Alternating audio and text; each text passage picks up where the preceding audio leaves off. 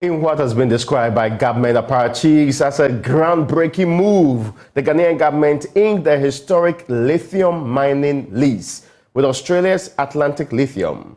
Amidst the fanfare from Minister Abu Jinapor, he touted this lease agreement as an unprecedented one, highlighting the robust fiscal terms and promises of local refining.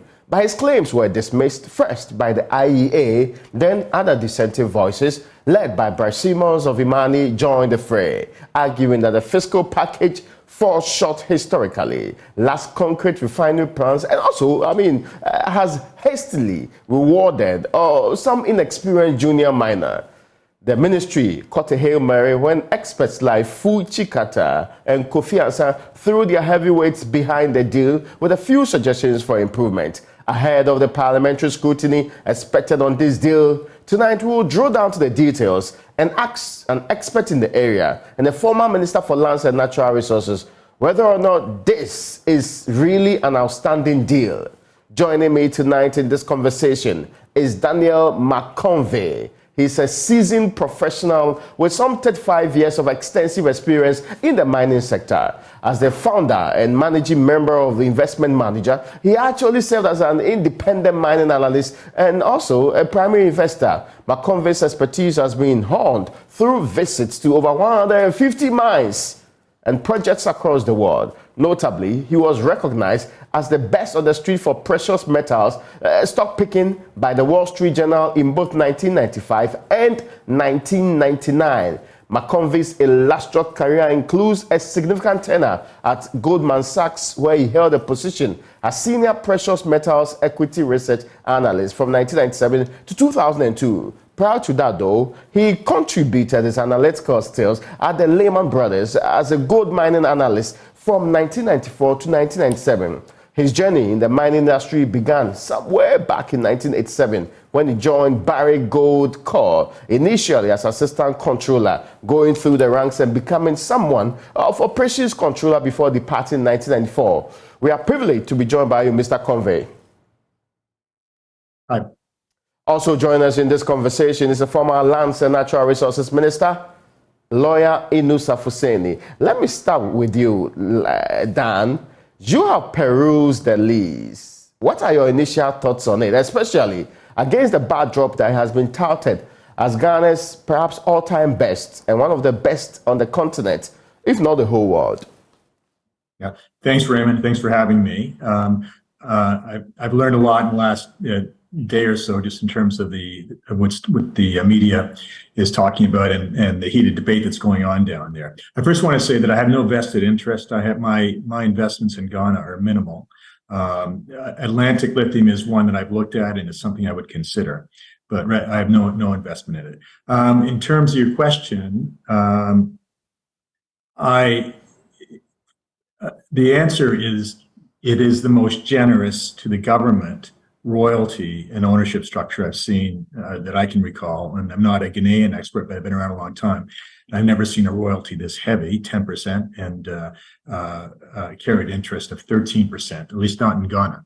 I think a lot of people aren't going to like what I'm going to have to say, but everyone's looking at critical minerals as the golden goose. And people are making money out of it. Of course, the market's been really high. It's come down recently. I don't look at it that way. I think in 10 years' time, lithium is going to be like sand.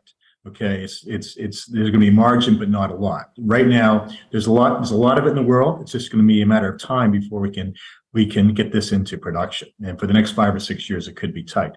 That said, lithium prices have fallen this year big time, and they're back down to levels that have some people concerned. Last week, I was at a critical minerals day that the Canadian government is hosting here in New York. And a lot of people at the conference were worried that prices now were so low that some products would be deferred. So taxing and putting heavy royalties on something right now, I think, is the wrong move. So answer your question, it's great if it comes, but I think it's going to inhibit investments in Ghana. Investments. No, it's an interesting point, and it's a point I'm seeking to explore with you first. Why do you think the 10% royalty that is being offered in this lease is too generous? 10% probably won't be painful if prices were really high. But to have a flat 10%, and even at current prices, if the producer is going to get current spot prices, I think it would be very heavy. Gold royalties are 4 or 5%. Australia is, I don't know, 3 or 4%. Argentina is 3 or 4%. And what am I missing? Canada is probably lower too. So the royalty structure that you're charging or proposed to charge is double what other countries are charging. And Is this 10% of revenue is a big number. I've seen a lot of royalties, private royalties, where a 10% royalty has put companies underwater. Is this a good or bad thing, having 10% royalty? Short answer is I think it's a bad thing. I think if you want to have a high royalty, it should be incremental and go from a low base, something like 3 or 4% when prices are low, to maybe 10% with really high prices. When you say it's a bad thing, is it bad for Ghana or bad for the investor? It's bad for both, because you want to get investors here. You want to see your industry build up, and you don't want that to happen 6 years down the road when everyone else is Brazil and other countries have got into the game and are making all kinds of money and making tax revenue out of it. You don't want to be delayed because people are slow to invest or because of red tape. So you want the industry here, and you want it now.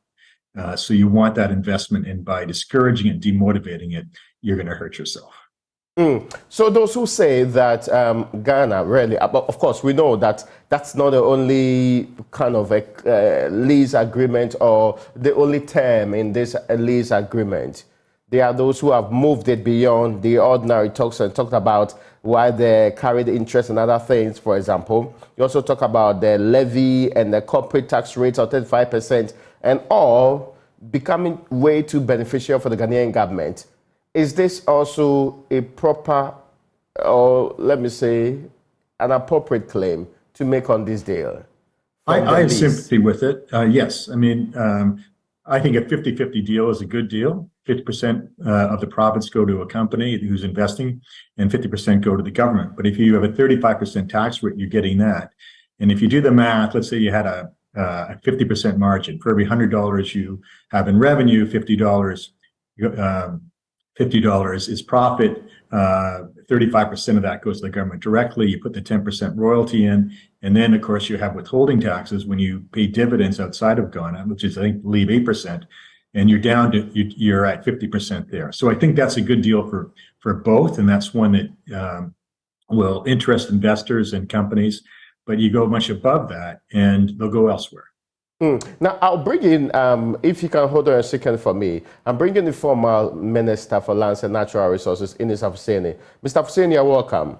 I'm just hearing from Dan McConvey that this is a generous deal. It might have its problems and also its positives, but it's a generous deal. If you were a Minister of Lands and Natural Resources today, as you were some time ago, would you have signed this deal? No, it's not a generous deal. It cannot be a generous deal. This deal is a royalties-based deal. I mean, so this is the colonial agreement manifesting in our laws. The world has moved on. Mineral-rich countries want to have controlling shares in their minerals. Because we have operated the royalties-based regime since independence, even before independence, and then the beneficial effect of this country has been minimal. The hazards that are left in the wake of mining are too numerous to contend with, and so it cannot be a generous deal. We have said that Ghana has moved on 60-something years after independence. We need to be able to come up with resources and either go into a joint ventureship agreement for the exploitation of our minerals, and that is possible. Many countries are looking at that, taking greater interest and shares in their minerals, so that a company can be established for the purpose of taking shares by the investor and the Ghana government in that company for the exploitation of the minerals. Especially lithium being a green energy, the energy transition will require that we we look at how we exploit our lithium to beneficial effect. And Ghana has a lot of resources in the GIF fund and in the MIF fund, that is the GIF Ghana Infrastructure Investment Fund and the Minerals Income Investment Fund. We also have the Heritage Fund. If the company is going to invest a lot of money in the exploitation of the lithium, we could also come up with the cost of investing in that, and then take up 51% in the company to set up for the purposes of exploiting our minerals, so that we are assured that the beneficial effects of the exploitation will come to Ghana. I will certainly bounce off these points you have raised with Dan McConvey in a second. Well, I'm sure you've heard the response of the likes of Fuichi Kata and Kofi Ansah to just the points you've raised, similar to the points that have been raised by the IEA and others in this conversation. I'll be coming back to you on it, but let me go back to Mr. McConvey. The former minister disagrees with you on the generous nature, as you put it, of these terms. He believes that it looks more colonial than a modern approach to any form of engagement, especially when we know the source of these minerals. I heard you say early on that what we have on our hands, which is what they call it, lithium, is like to be something close to sand in, let's say, a decade from now. Yeah. Yes. There's tons of lithium in this world. There's lots of it in Brazil. That's mineable and processable with the current technology. There's a lot in Australia, as you know, and there's a lot going to be developed in Canada, but it's going to take time. And then there's clays in Nevada that are being developed right now, et cetera. So and you throw enough capital at it, which is happening, at least it was happening till this downturn. They're going to find a way to produce with the world. I realize it's a growing market. I realize we're going to need a lot more of it. But I think the world will do it, and it's just not a scarce metal like some other ones are, like gold or even platinum, palladium, metals like this. So what do you think about the call from the minister that the old colonial type contracting or lease agreements of this form should not be the way Ghana should be going? Do you agree or disagree? I disagree. I prefer not to get into, I can understand the historical feelings and concept, but it's, to me, as an investor, what do I want to invest in? And you want people like me and other investors to come into the country and want to invest to help raise money for companies to come in and build these projects. And if it's going to be a lot of red tape and a lot of politics and in an onerous structure, it's not going to happen. And Ghana is going to miss the opportunity. So I don't have an exact answer to your question. I just think that countries that I like to invest in have a good tax structure, one that benefits both sides, and it's clear, and it doesn't come with a lot of baggage. Australia would be a good example of where things are clear and yet it's beneficial to both parties. The other question that's important in this conversation is, if you were an investor seeking to engage Ghana on this deal, and Ghana said, partner us in developing this together, we have a company called the Ghana Lithium Limited, I want you to be a partner in this company, equity shares giving you in this particular area, would it be something you would oppose? I would look, forgive me, but I would look elsewhere. Why? Because you can imagine just the extra time and effort in trying to get everyone to agree on things, et cetera. And it's taxing. It's taxing to do a partnership with anybody. But when you have political people involved, it makes it tougher. It's not to say absolutely no, but it's going to be hard work. And I think it's fair to say, I think everyone would agree with me, or almost everyone, that it would slow things down. It would slow decision-making down, development decisions down. So the answer is not an absolute no, but investors would rather go somewhere where they can operate in a more efficient way without having to go through several boards and several committees and everything else. Why would having to do a partnership with Ghana, for example, be a lot of red tape? Why would it be a lot of difficulty work to be done by any investor? What are the risks involved here? time and energy and frustration in getting everyone to agree. Can you imagine if you had five of them? Let's say you had five different government bodies. I'm doing an extreme. And you had to get decisions made. You can just imagine what that would be like. That's interesting. And it becomes political. Okay, it becomes political. Things aren't going well, or someone doesn't like the stand they're making, and then all of a sudden, it's in the press, and you as the JV partner are kind of affected by that. Correct? Now, yes. Inusa, and government, if I can interrupt you, government, governments aren't the best ones to be in business. Right? Oh, okay. Well, that's an efficient business. It's best, for governments not to be involved. That's an interesting point. But Inusa, you did say that this colonial kind of contracting should change.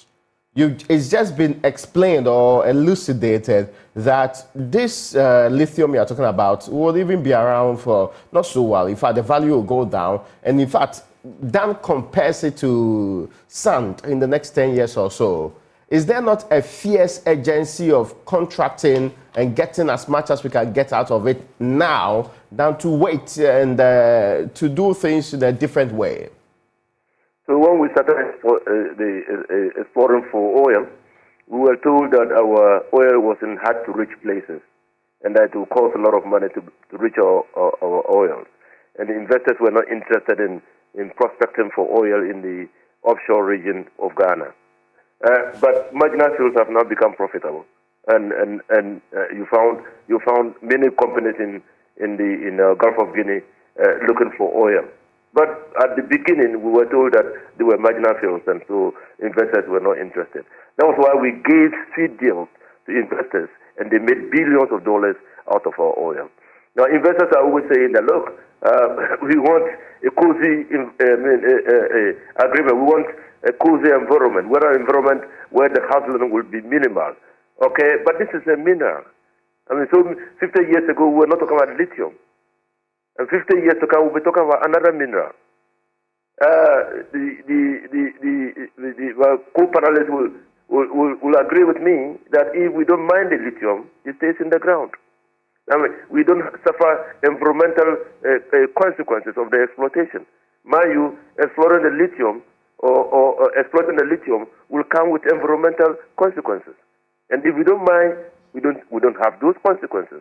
That's number one. Number two, lithium is going to be around for quite some time. I mean, we've just come out of the COP meeting, Conference of Parties meeting in Dubai, and they are talking about energy transition, and lithium is a critical green energy, will be around for some time. And so I don't think that is the argument. Yes, investors will look for easy ways. They don't want hassle. Okay, they're also going to go and look for the money elsewhere, and so they want returns on their money. I mean, I just looked at the Atlantic Lithium Company, their website, and they're saying that the internal rate of return on this particular investment is 224%. 224%. And so clearly, we are saying that, look, find a way. Okay? And that is why countries like Saudi Arabia, yes, they have a lot of oil. They started with royalty agreements, but they don't now do royalty agreements. That is why Botswana is renegotiating its minerals agreement with the Dubai. Okay, because we want to be part of it. We don't want to be taking the crumbs. After all, the minerals in Ghana belong to Ghanaians. And those who want the minerals must be prepared to pay and partner the people of Ghana for the exploitation of the minerals. You don't take it away and enrich yourself at the expense of Ghanaians. No. That colonial arrangement cannot hold. We can continue for so many years. We've been exporting gold, we've been exporting diamond. Go to Obuasi, go to Takwa. What do we have to show for it? Nothing, absolutely nothing. But isn't it also because you are unwilling to put your own money into this? You really have always... But that is why we are saying that our government must put money in it. That's why we are saying that there's expertise out there. In fact, apart from going to JVs And look at China. Have you looked at China's development model? Yes, it's a big country, but have you looked at their development model? To be able to get the expertise to stand on their legs, they had to go for the joint venture approach. And so if you wanted to invest in China, and he knows that if you want to invest in China, even presently, you must be prepared to take the minority shares in the company established, in a special purpose company, a vehicle established for the purposes of exploiting minerals in China. But is it not obvious that we need the investors? Is it not obvious that we have always positioned ourselves as needing investments? The institution GIPC is roaming all over the world looking for investors. Recently, the lance minister and other mining firms in the Republic of Ghana, they traveled across the length and breadth of the world in their quest to get investors on board. Is that always our approach? So we travel around the world to get investors, we get the investors, and we get peanuts. You want that kind of you want that tragedy to continue? That we go look for investors, then we ship away our minerals and petroleum to them. But do you have contrary evidence that suggests that if we leave this mineral or element in the soil or untapped or unmined as we find it today, if we leave it, it will be better off to do it a couple of years to come under a very different arrangement, or we are going to lose out on this competitive edge altogether? Do you have contrary evidence to suggest otherwise? The lithium has been where it has been since the creation of the universe. It has been where it has been. If we don't mine it for the next 50 years, it will be where it will be. But it depends on value of the mineral, right? We know that sometimes minerals become less useful. For example, the debate over fossil fuels today is making it a bit of a problematic one for people to put their money into it. You know truly that there are times minerals are at their peak and all of that. I'm asking whether you have any evidence suggests that when we decide to defer this to the future, it will be as useful to our economy, to our process, and will not be more like a waste of our resource. The evidence I have got, which I'm sharing with you, is that there are environmental consequences for any exploitation. I mean, any exploitation of minerals in Ghana has environmental consequences. Okay? Now, so one, if we don't exploit the minerals, we are not visited with the environmental consequences. Okay? So that's the first thing. So if we want sustainable, living, okay, clean living, okay, we can decide not to mine our minerals, and other countries have done that. They just simply don't want anybody to disturb the environment. Okay, they are prepared to live within their circumstances. So that's the first thing. The second thing is that the minerals, if we don't mine them, if we don't exploit them today, they will continue to be in the ground. And future generations might have the capacity. Mind you, in anything that we are doing, we must be mindful of intergenerational equity. That we don't mine. So are we saying that we want to mine all the minerals so that future generations will have nothing to mine and squander all the resources? So that future generations will have no resources. Is that the development trajectory we are pursuing? I'm saying that there are better ways to get value out of the lithium.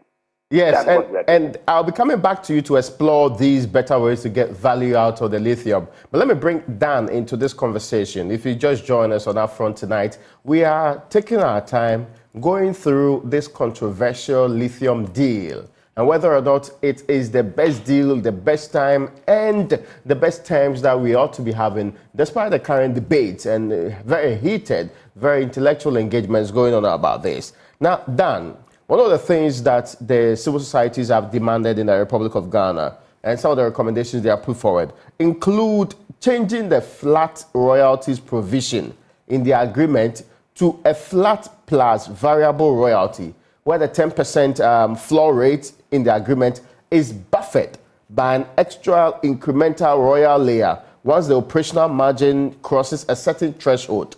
In short, the more profitable the operation becomes, the more Ghana must earn. Is that a reasonable expectation?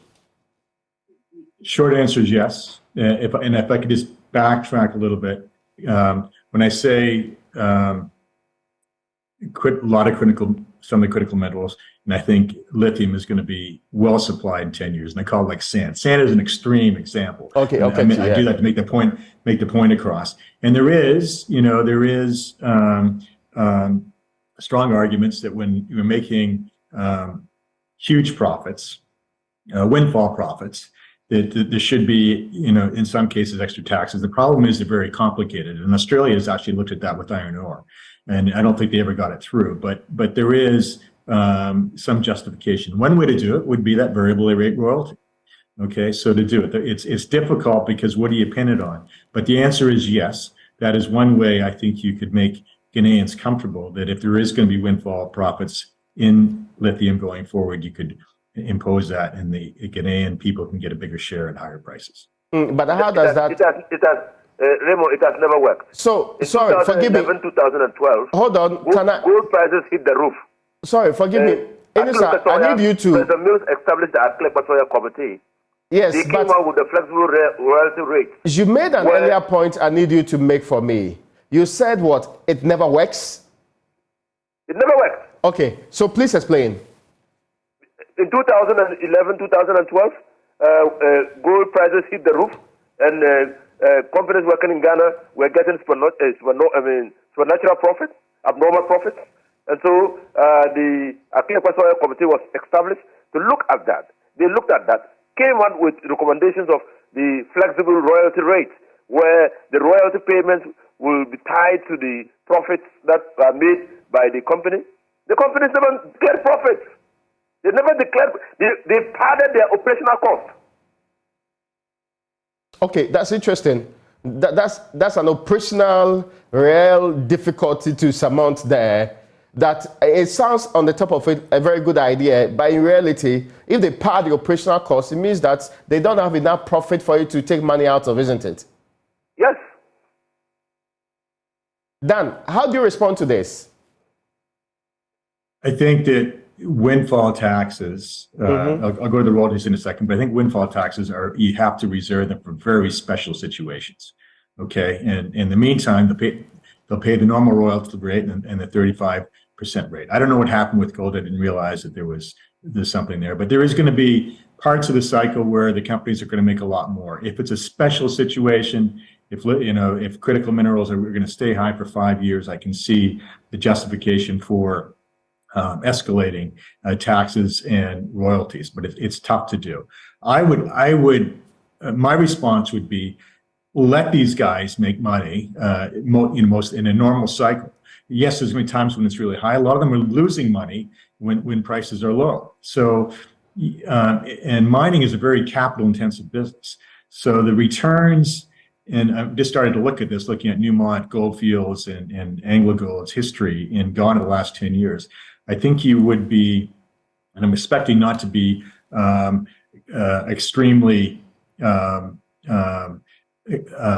surprised with high profits. It's a long-term business, and when they're making a lot of money, you get 35% plus the royalties, and I think that's a fair share and encourages more investment. Inusa, do you get the point? No, I get the point. These are the arguments the investor will always raise. These are the arguments the company will always raise. But you see, this is going to be the first lithium agreement. Now, we had a situation like that with gold, where because of this agreement, and there are many other lithium deposits scattered around the country. Now, if this agreement stands, you might not be able to engage any other investor on a different agreement. So it will be a race to the bottom. Let me give you a clear example. When we engaged Newmont's terms were especially malleable. They were better than the terms AngloGold had. So what did AngloGold do? They petitioned and said, look, this investment in exploitation of minerals is capital intensive. Now, you've given Newmont a better deal. we are also entitled to that deal, even though we had an existing agreement with them. Because you can't treat two companies equally circumstanced differently. So the danger is that if we allow this agreement to stand, we've locked ourselves in for all the lithium deposits that we will have. Because any investor will be looking at that lithium agreement that we are having now, if we let it stand, and we want to model its agreement on the basis of the agreement we have. That is a danger. And it will be a race to the bottom. Do you perceive that this danger is real, Dan? And how do we surmount it if it is real? Sorry, the danger of investors not coming, is that what you're referring to? No, investors demanding similar terms and not terms that are more improved than this going into the future. Investors just want reasonable returns and a reasonable tax structure. So we're talking about lithium right now. Yeah. I think if prices stay high, okay, it's not going to be a big issue. Sorry, go back to being high because they're not high right now. It won't be a big issue. But ultimately, the way these cycles work, it'll come down more towards the cost structure. And when it comes down and prices fall to the cost structure of the industry across the world, yes, they will be investors in the companies will be asking for relief from those royalty rates. And I'm asking the question, so Ghana is worried about if we do not push for better terms under this particular deal, we may be locking ourselves into subsequent engagements or people demanding similar terms like this one. I want to go back to one of my opening statements. I think if this wasn't lithium, and maybe the honorable former minister can, if this wasn't lithium and this wasn't a hot topic and it wasn't in the news every day the last 2 years, I don't think this would be happening.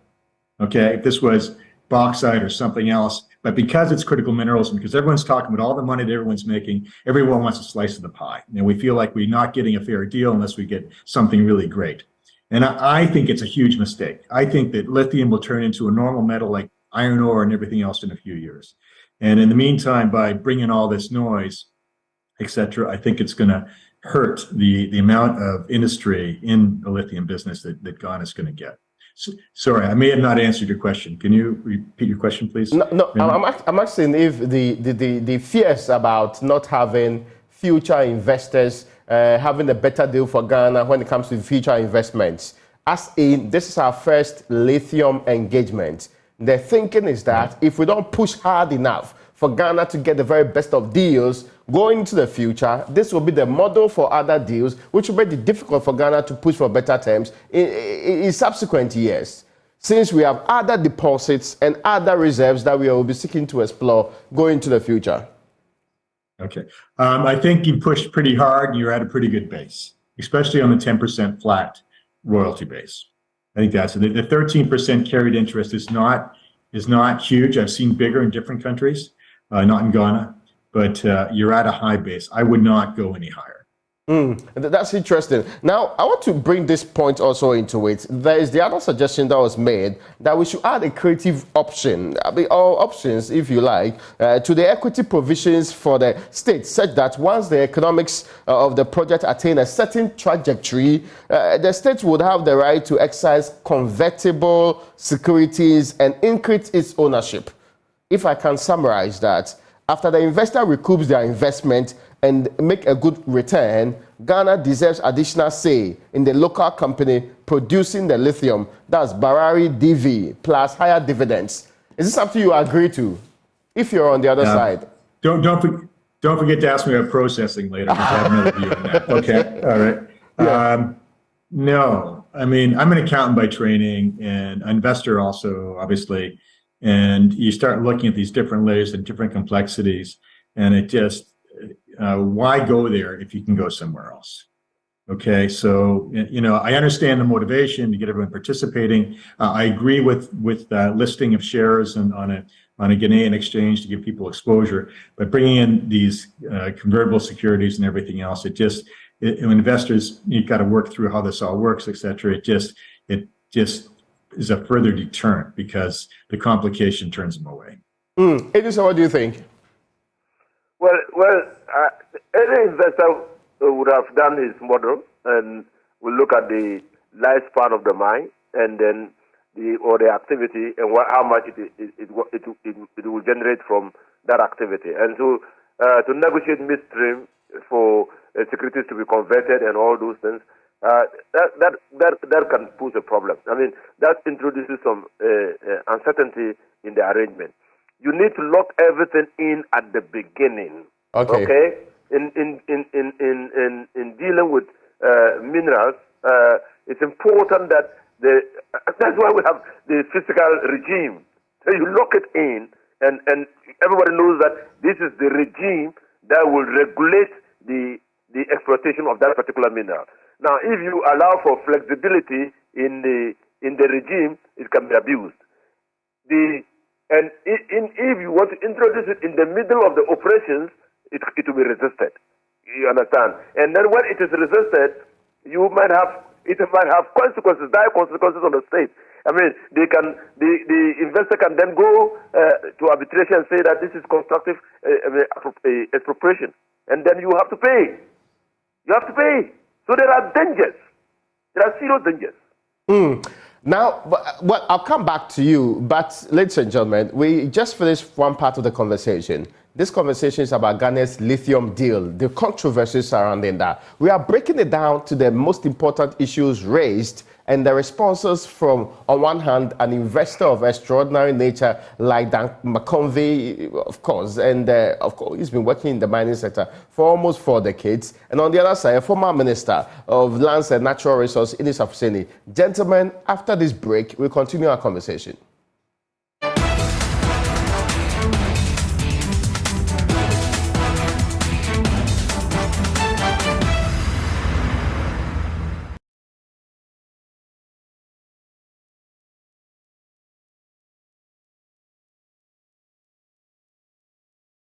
Welcome back to Upfront, and our conversation tonight is on that controversial lithium deal.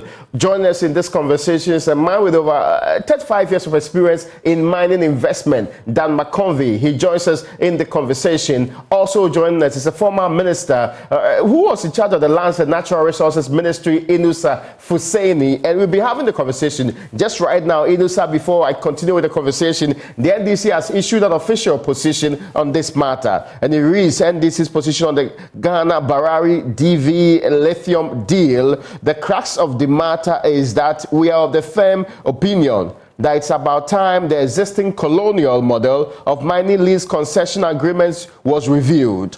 New models for the exploitation of our mineral resources, such as joint ventures and service agreements that provide for equitable benefit sharing, enhanced local participation, and value addition, should be considered as part of the review of the laws and policies governing our extractive sector. And they moved on to also say it's for these reasons that the government should have extensively engaged all affected stakeholders, including CSOs, before executing the Barari lithium deal. And they also make some other comments that they note are the problems in this particular deal. And beyond and above, in concluding on the point, in the face of all these pertinent issues, the statement says particularly the non-existence of a feasibility report and a mandatory requirement for the local processing of our lithium resources, the NDC is of the view that the Ghana-Barari lithium deal is not in the best interest of Ghana. Thus, the ratification of the mining lease agreement executed by the Akufo-Addo government should not even arise at this stage. It is their considered position that Parliament should not consider the ratification of the lease agreement until all the pertinent issues are satisfactorily addressed in the best interest of Ghanaians. And I'm so convinced that this was a similar thing you were trying to espouse early on in this Afuseni. Service agreement, joint ventures. And I'm happy that my position synchronizes with that of the NDC because this appears to be the movement, the new direction that, look, resource-rich countries must benefit from their resources. and the colonial type agreements have not assured resource-rich countries of any benefit. And Ghana is replete with history, the history of resources being taken away, shipped away from this country and leaving us in poverty. I mean, I just 2 years ago, I watched the Brad Pitt documentary on the petroleum, and billions of dollars was being made on our petroleum when a trickle was coming to Ghana. So yes, let me, forgive me, ask you to hold the fort for a second, and I definitely have to bring in the Director of Communications of the NDC who issued these statements. Sabija Mfi, I'm grateful for your time this evening. Thank you very much. Now, you have outlined some of the issues you think ought to be dealt with before we proceed, or there's any form of attempt to ratify this particular deal. I've just been on a conversation with a mining expert who's saying Ghana should rarely be taking advantage of this now, and the deals that we have on our table today is a bit generous. How does the NDC come to a different conclusion on this? You're saying the expert you're speaking to says what? That the deal is good? Yes, it's generous to the Republic of Ghana. Generous? Well, we disagree. We don't think that the lease agreement that has been signed between the government of Ghana and Barari DV is in the interest of the people of Ghana. And we've raised certain fundamental issues which we think this particular deal doesn't address. We've also raised specific issues with the terms of the lease. And I think that any discerning mind, any objective mind, evaluating and analyzing these issues will come to the conclusion that this deal is not in the best interest of Ghanaians. On the fundamental issues we have raised, look, we're saying that there cannot be any dispute about the fact that mining has not benefited Ghana. You just have to take a look at mining communities in Ghana and compare that their state, to mining communities elsewhere. Just compare Takwa to Johannesburg, and you will appreciate the point we are making. The mining has not benefited this country. Hence, there is a need for the country to urgently review its mining laws and policies, and that is why our flag bearer, former President John Dramani Mahama, has committed to a review of the laws governing our extractive industry when given the opportunity in 2024. And we're saying that until that is done, it would not make sense for the country to continue the exploitation of its mineral resources, particularly green minerals, which is the focus of the world now, the New World Order. It would not make sense for the government to give out its mineral resources under the existing mining laws and policies, which have not benefited us, over the years. And we are going further to say that it is important for us to have a reviewed mining regime that strengthens and resources critical institutions like the Geological Survey Department to engage in reconnaissance, prospecting, and to gather reliable geological data that can enhance Ghana's bargaining power in such deals. These are fundamental issues that we have broadly raised. We are saying that because of these critical issues, government ought to have extensively engaged affected local communities and key stakeholders in our extractive industry relative to the exploitation of our green minerals. We've made mistakes with our traditional minerals like gold, bauxite, and so on. We have the new gold, the new diamond, which is lithium. We have these green minerals, which is being sought after by the world because of the new world order. And we cannot afford to make the same mistakes. We cannot afford to give out these green minerals, to multinational companies based on the same laws, the very laws which have not benefited us, but have impoverished us over the years. These are the fundamental issues we have raised. On the specific terms of the agreement, Raymond, we've raised issues. Look, you heard government officials say that this agreement is the best agreement ever in the history of this country, because under this agreement, raw lithium will not be exported out of this country. And we have demonstrated by citing specific provisions of the lease, specifically paragraph 1, A, B, C, and D of Schedule 2 of the mining lease agreement, which shows clearly that it is very possible that raw lithium will be exported out of this country. Because if you look at the requirements for the establishment of a local processing plant in Ghana, it is very permissive. It's not mandatory at all. It is conditioned or contingent on the conduct of a scoping study to determine the economic viability of the local processing of lithium. And the said provisions envisage a situation where the company may be unable to even set up a local processing plant for the processing of our lithium. You understand? So if government tells you that under this deal, we will not be exporting raw lithium, they are lying to you. They think that Ghanaians will not read the express provisions of the agreement. If you go and read, you will see that there is nothing in the agreement which mandatorily enjoins Barari DV or their parent company, Atlantic Lithium, to establish a local processing plant in Ghana. This is very, very important. And I'm grateful to you for your time this evening. He's the National Communications Officer of the NDC. I think we should be wrapping up our conversation, but let me go back to Raymond, Dan. can I comment on the process? Dan, you are the one I'm coming to on the latest development. They say a better option will be, let's say, a joint venture or a service agreement of a sort. Well, if I can come into processing, okay, and you're not going to like this, don't do it now, okay? It's not easy. The Australians are trying to do it. They're struggling. We don't have anything in North America that are doing it yet. It'll come over time. In the meantime, if you try to get a processing plant now, it's going to be likely a disaster. 5 years down the road, when Western companies have got the technology flattened out, great. But all you're going to do is destroy investment capital in trying to get this done at this stage. Make the money on the mining. That's where the money is. On the process side, the Chinese are doing this for very well, and there's not a lot of money in that processing.